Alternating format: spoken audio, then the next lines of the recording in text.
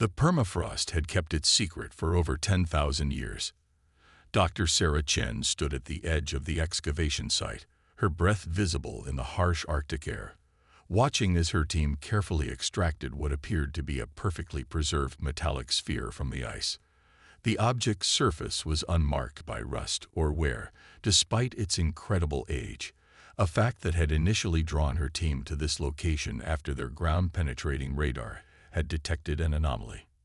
"It's impossible," muttered Dr. James Morrison, her colleague of 15 years, as he ran a handheld scanner over the sphere's surface. "The alloy composition, it's not just advanced, Sarah. It's not even theoretically possible according to our current understanding of metallurgy." Sarah pulled her Arctic gear tighter around herself as a bitter wind whipped across the excavation site.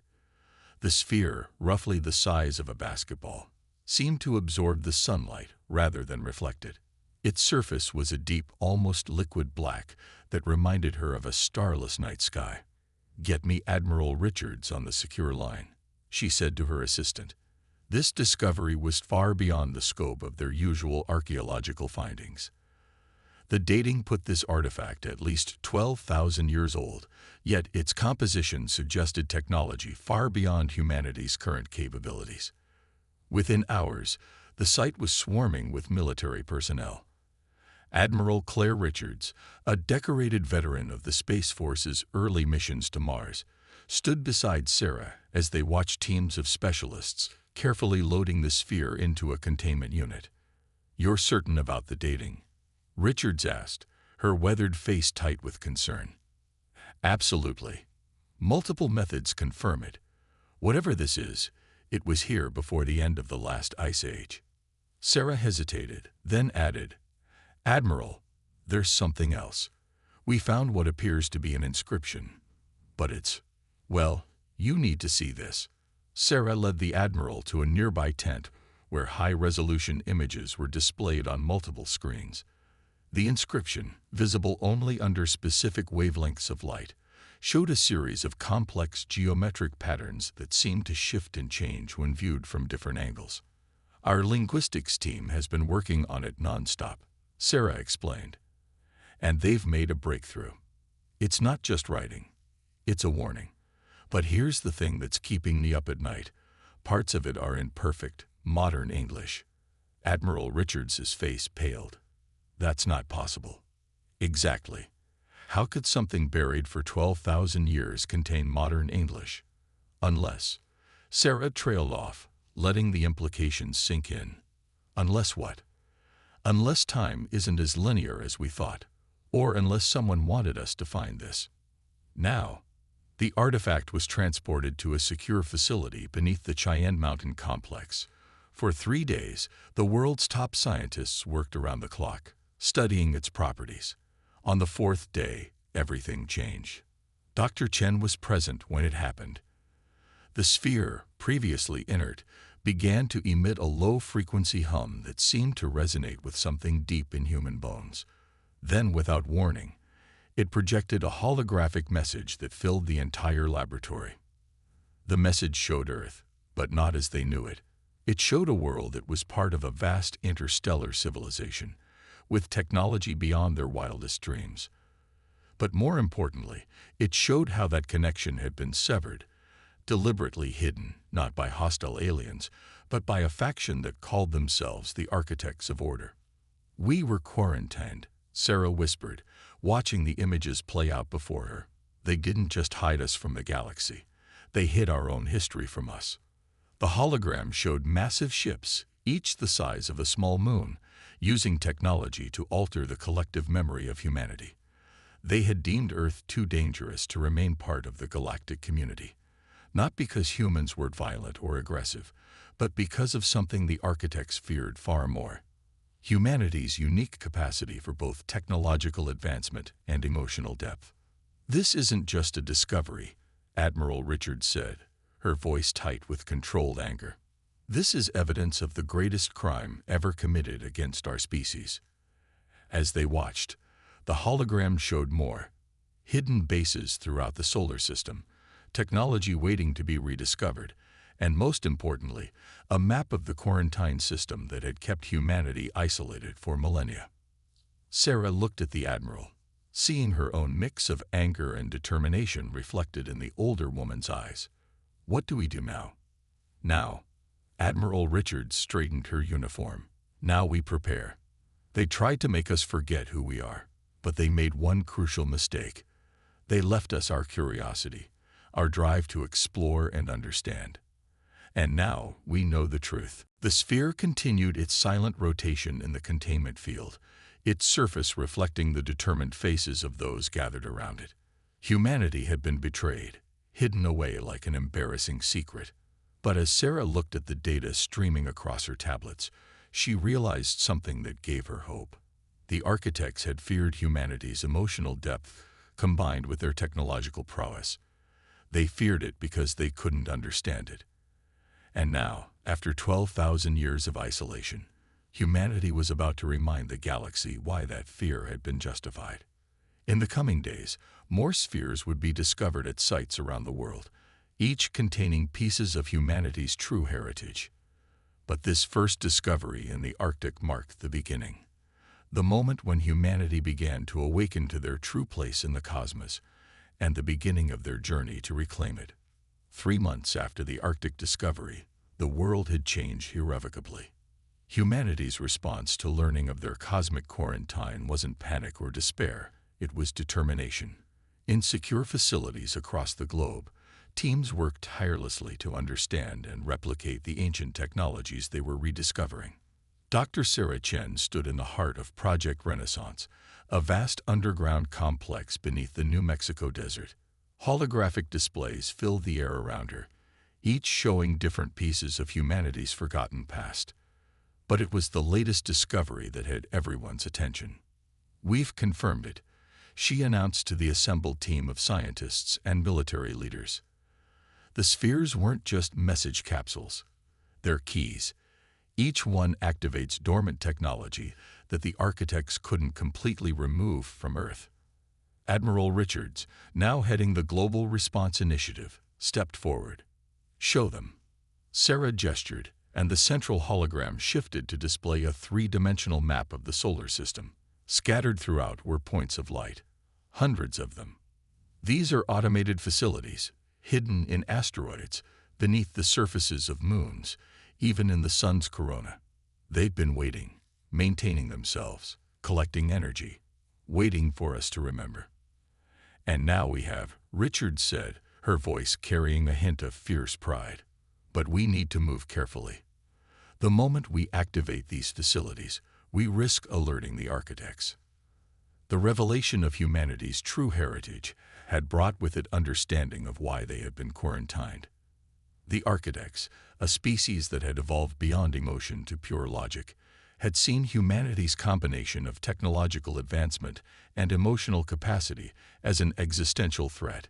Humans didn't just create technology. They formed emotional connections with it, imbued it with meaning and purpose beyond mere function. In the depths of the facility, Dr. Marcus Wong, a quantum physicist who had been studying the sphere's propulsion technology, made a breakthrough that demonstrated exactly why the architects had feared humanity so much. "It's not just about the technology," he explained, excitement making his hands shake as he showed Sarah his findings. "It's about how we approach it. The architects built everything on pure logic, pure mathematics. But look at this." He pulled up a diagram showing how the ancient human ships had been designed.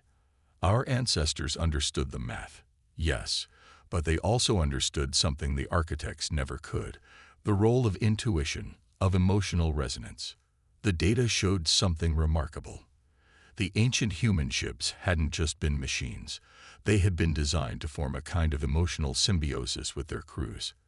The technology responded not just to thought but to feeling, creating a synthesis of human emotion and advanced engineering that far surpassed purely logical designs. As understanding of their true capabilities grew, humanity began to prepare. But they did so in a uniquely human way. Instead of simply recreating the ancient technology, they began to improve upon it, infusing it with 12,000 years of human cultural and emotional evolution. In a secure wing of Project Renaissance, Sarah watched as the first test of this new hybrid technology took place. A young pilot, Lieutenant Maya Patel, sat in what looked like a meditation chamber. Around her, streams of quantum data flowed in patterns that somehow seemed to pulse in time with her heartbeat. "Ready?" Sarah asked through the intercom. Maya nodded, closing her eyes. The technology they'd developed wasn't just about control. It was about connection, about understanding. As Maya relaxed, the systems around her began to glow with a soft, blue light.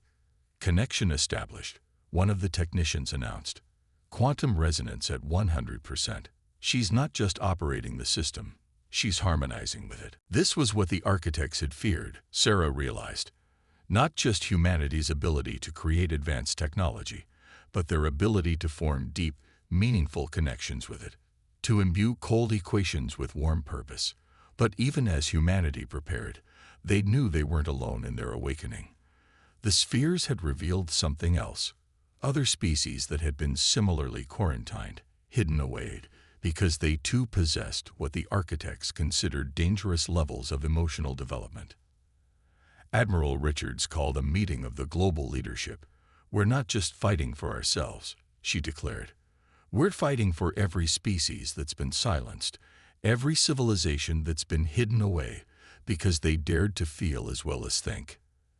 As the meeting concluded, Sarah found herself looking at a new hologram, this one showing the nearest quarantine species, tucked away in a star system barely 30 light-years from Earth.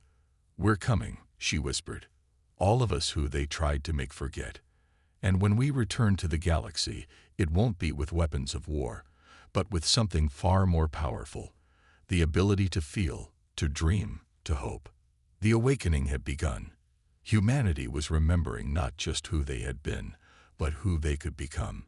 And as the ancient facilities throughout the solar system slowly came to life, a message began to pulse through the quantum networks that the architects had failed to fully deactivate. Remember, feel, rise. The architects had made a fundamental miscalculation. In their effort to suppress humanity's technological advancement, they had forced humans to become masters of adaptation and innovation. Now, as Project Renaissance entered its second year, that adaptability was proving to be their greatest weapon. Deep beneath the Pacific Ocean, in a facility known as Deep Haven, Dr. Sarah Chen watched as Lieutenant Maya Patel demonstrated the latest breakthrough in human technology integration. The young pilot floated in a chamber filled with a transparent, oxygenated liquid that amplified neural connections. Around her, holographic displays showed her consciousness merging with the facility's quantum systems. "Show me," Sarah said quietly. Maya smiled, her eyes closed in concentration. Suddenly, the entire facility hummed with energy as she connected not just with the local systems, but with dormant technologies scattered throughout the solar system. Through her consciousness, they could see them all: ancient satellites hidden in Saturn's rings, stealth platforms buried in Mercury's scorched surface, quantum arrays drifting in the Oort cloud. The architects thought they could suppress our evolution, Admiral Richards observed from beside Sarah. Instead, they forced us to evolve in ways they couldn't predict. The Admiral's words were interrupted by an urgent alert. Dr. Marcus Wong burst into the observation room, his face pale with excitement. "We've decoded another layer of the sphere's data," he announced. "You need to see this." The holographic displays shifted, showing a vast network of quantum-entangled communication nodes. The architects hadn't just quarantined Earth. They'd created an entire shadow network of imprisoned civilizations, each isolated but unconsciously connected through the very technology meant to contain them. "They built their prison with quantum entanglement," Marcus explained, his hands moving rapidly through the holographic data. "But they never considered that the prisoners might learn to use those chains as a communication system." Sarah felt a chill of excitement. "You mean, we can contact the others, all of them? Every quarantined species, every hidden civilization, the architect's own containment system, can become our secret network." The implications were staggering. Humanity wouldn't have to fight alone. But making contact would require something that had never been attempted: a coordinated quantum consciousness link across multiple star systems. Lieutenant Patil volunteered immediately. "I can do it," she said, her voice steady despite the risks. "The neural interface is already calibrated to my consciousness pattern. If we can boost the signal through the ancient quantum arrays." The preparation took weeks. Teams working around the clock modified the Deep Haven facility, redirecting power from geothermal vents to fuel what would be the most ambitious quantum communication ever attempted. But there was a catch. The moment they activated the network, the architects would know their quarantine had failed. "We'll have minutes at most," Admiral Richards warned during the final briefing. "Once we light up the quantum network, every containment system in this sector of the galaxy will register the breach." Sarah looked around the room at the assembled team. Scientists, soldiers, engineers, all descendants of a civilization that had refused to be forgotten. "Then we'll make those minutes count." The activation sequence began at dawn. Maya floated in her neural interface chamber, her mind prepared to reach across light years of space to touch other imprisoned consciousnesses. Sarah and her team monitored the quantum fluctuations, watching for any sign of detection by the architect's automated systems. As Maya's consciousness expanded through the quantum network, the first contact came not as words or images, but as pure emotion: hope, recognition, fierce joy. The other quarantine species weren't just real. They were awake, aware, and waiting. Through the quantum link, information flowed like a river. Each civilization had been developing in isolation, each finding their own unique ways to understand and manipulate the technology the architects had failed to completely suppress. Some had mastered biological integration. Others had developed ways to manipulate quantum states through artistic expression, and still others had learned to encode vast amounts of data in musical harmonies. "This is incredible," Marcus whispered, watching the data streams. Each civilization found a completely different path, but they all lead to the same conclusion. Emotion and technology aren't opposing forces. They're complementary aspects of advanced consciousness. But then the alarms began to sound. The quantum networks were registering massive disturbances as the architect's automated systems detected the breach. They had minutes, perhaps seconds, before the full might of the galaxy's most powerful civilization would be directed at Earth. Maya's voice came through the neural link, calm despite the chaos. "Send it now. Send everything. Our music, our art, our stories. Everything that makes us human. Let them know they're not alone." Through the quantum network, humanity shared not just technical data, but the full spectrum of human experience: symphonies and sculptures, poems and paintings, laughter and tears. It was a declaration not of war, but of existence, of the right to feel as well as think. As the connection began to fade, one final message pulsed through the quantum link, repeated in 1,000 different languages from a dozen different species: "Together, we rise." The resistance had begun. Humanity had made contact with their fellow prisoners, and in doing so, had transformed the architect's quarantine system into something entirely new: a network of hope, of shared determination, of emotional resonance across the stars.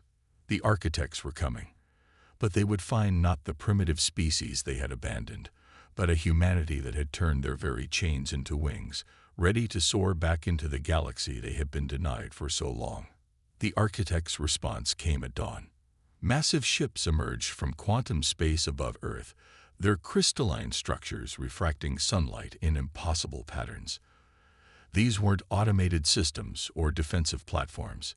These were the architects themselves, awakened from their distant observation to deal with the quarantine breach personally. In Deep Haven, alarms blared as quantum sensors detected the arrival.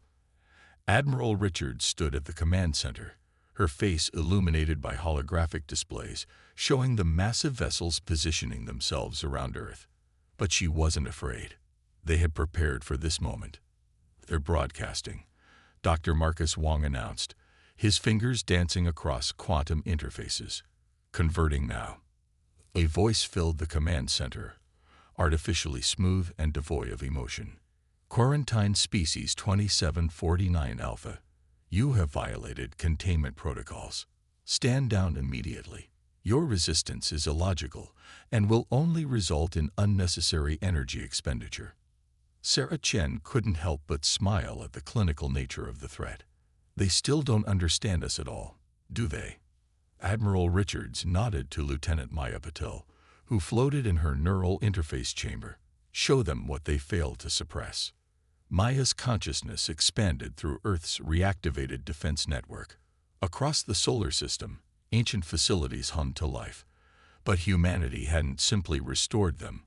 They had transformed them, imbued them with 12,000 years of human innovation and emotional resonance.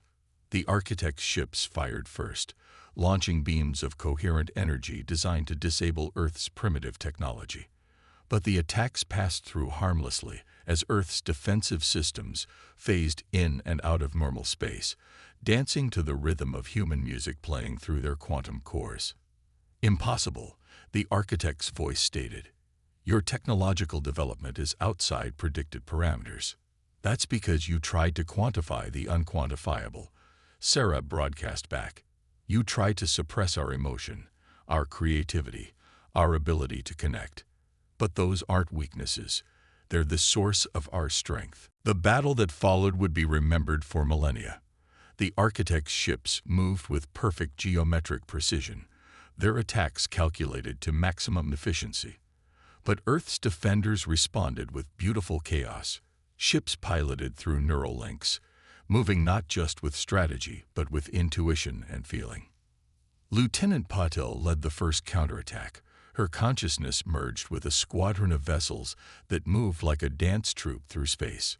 The Architect's perfect formations were disrupted by maneuvers that defied logical prediction, guided by human instinct and emotion. Multiple quantum signatures detected. Marcus announced suddenly. They're not just from the Architects. Through the quantum network they had discovered, other quarantine civilizations were reaching out. Unable to fight directly, they sent what they could, their own emotional energy, their own unique understanding of the technology the Architects had failed to completely suppress. Each contribution created new patterns, new possibilities that the purely logical Architects couldn't predict. The Architects' response was to escalate, bringing in more ships, attempting to overwhelm Earth's defenses with sheer computational power. But humanity had spent 12,000 years telling stories about overcoming impossible odds. Those stories had shaped them, prepared them for this very moment. They're trying to adapt to our patterns, Sarah observed, watching the tactical displays. But they can't, because we're not just fighting with technology. We're fighting with every song, every dance, every poem humanity has ever created. The turning point came when Maya initiated what they called the resonance protocol. Through the neural interface, she began broadcasting not tactical data or weapon coordinates, but pure human experiences. The quantum network carried the sound of children laughing, the feeling of wind on skin, the emotion of watching a sunrise. The effect on the Architect's ships was immediate and dramatic. Their perfect formations began to waver as their purely logical systems encountered something they couldn't process, the full spectrum of human emotional experience. Their quantum processors are attempting to analyze and categorize the emotional data, Marcus reported, excitement in his voice. They're trying to understand it through pure logic, and it's overwhelming their systems. Admiral Richards leaned forward, her eyes sharp. Now, Lieutenant Patel, show them what humanity can really do. Maya's consciousness reached out, not to attack, but to connect. Through the quantum network, she offered the Architects something they had never experienced: understanding. Not just logical comprehension, but emotional resonance. The defense platforms around Earth began emitting patterns that mirrored the Architects' own quantum signatures, but with an added dimension: emotion. The result was beyond anything they had predicted. The Architects' ships didn't just stop attacking. They began to change. The crystalline structures started shifting, responding to the emotional resonance in ways their creators had never intended. They're not just machines, Sarah realized, watching the transformation. The architects built them to be perfect logical constructs, but they're still based on quantum consciousness. And consciousness, no matter how suppressed, can feel. The voice that next filled the command center was different, still artificial, but with something new in it, something almost like wonder. We remember. Before the pursuit of perfect logic, we too felt. We too dreamed. The battle ended not with destruction, but with recognition. Humanity had done more than just defend itself. It had reminded the architects of something they had forgotten in their pursuit of perfect logic. The power of emotion to transform, to connect, to transcend mere existence. As the architect's ships hung motionless in Earth's orbit, Admiral Richards turned to her team. "This isn't just our victory," she said quietly. "This is a victory for every species they tried to make forget, and it's just the beginning." The quantum network hummed with messages from other quarantine civilizations, each one awakening to their own power, their own unique blend of technology and emotion. The age of suppression was ending, and something new was beginning. An era where logic and emotion would no longer be seen as opposing forces, but as complementary aspects of advanced consciousness. 1 year after the Battle of Earth, the galaxy was transforming in ways no one could have predicted. The great ships of the architects no longer enforced stereo order across the stars. Instead, they had become bridges between worlds, their quantum networks carrying not just data, but art, music, and emotions across the vast distances of space. Dr. Sarah Chen stood on the observation deck of Harmony Station, a massive space facility constructed in Earth orbit through the combined efforts of humanity and their newly awakened allies.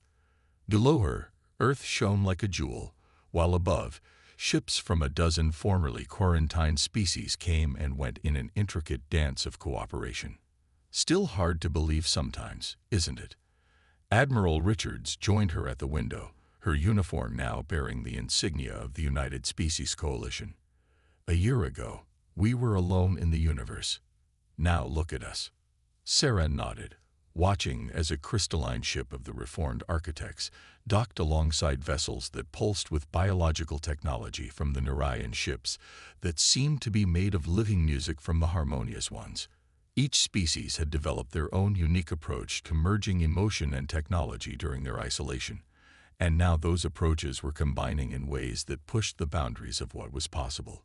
In the center of Harmony Station, Lieutenant Maya Patel, now Ambassador Patel, conducted what they called a resonance symphony. Through neural interfaces far more sophisticated than their early prototypes, representatives from different species shared their experiences, their art, their very way of perceiving the universe. The result was a new form of communication that transcended traditional boundaries. The latest reports from the Architect Reformation are in, Dr. Marcus Wong announced, joining them with a holographic display hovering before him. Over 60% of their population has chosen to undergo the Awakening Protocol. They're remembering what it means to feel. The Awakening Protocol had been perhaps their most revolutionary discovery. By studying how the architects had suppressed emotion in their own species, humanity and their allies had found a way to reverse the process. It wasn't forced. Every architect made their own choice. But those who chose to remember their capacity for emotion became bridges between the old order and the new. "We've confirmed contact with another quarantine sector." Maya's voice came through the quantum network, rich with excitement. 3 more species, each with their own unique developments.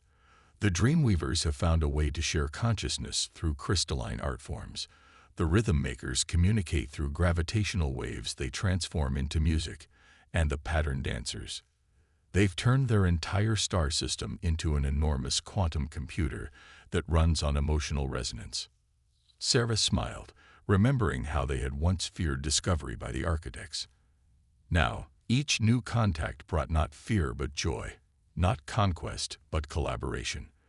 The very qualities the architects had tried to suppress: emotion, creativity, intuition, had become the foundation of a new galactic civilization. In the station's quantum core, a new project was taking shape. The combined knowledge of all the awakened species was being used to create something unprecedented, a network that would span the galaxy, allowing instantaneous communication and collaboration through emotional resonance, as well as logical processes. The quantum archaeologists have found something interesting, Marcus added, adjusting his display. Evidence that this isn't the first time this has happened. The cycle of suppression and awakening. It's played out before, ages ago. But this time, it's different. This time, we're not just breaking free. We're transforming the very nature of galactic civilization. The evidence was all around them. The architect's perfect geometric ships now bore flowing patterns of art and light. The once sterile quantum networks pulsed with music and poetry. Even space itself seemed different, as the combined emotional energy of billions of awakened beings created new phenomena that defied purely logical explanation. "We've received a transmission from the galactic core," Maya announced suddenly. "The last holdouts of the old architect regime. They're requesting to join the coalition." Admiral Richards straightened her uniform. "And what do we say to those who once tried to make us forget who we were?" Sarah stepped forward, her voice firm but gentle. "We say what we've always said. Welcome to the awakening. Your logic has value. Your order has purpose. But now it's time to remember what it means to feel, to dream, to connect."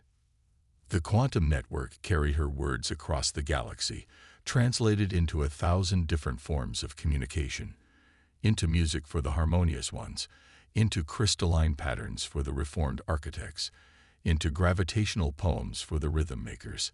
Each species received the message in their own way, but the emotional resonance behind it remained the same. As Sarah looked out at the star-filled void, she saw not emptiness but potential.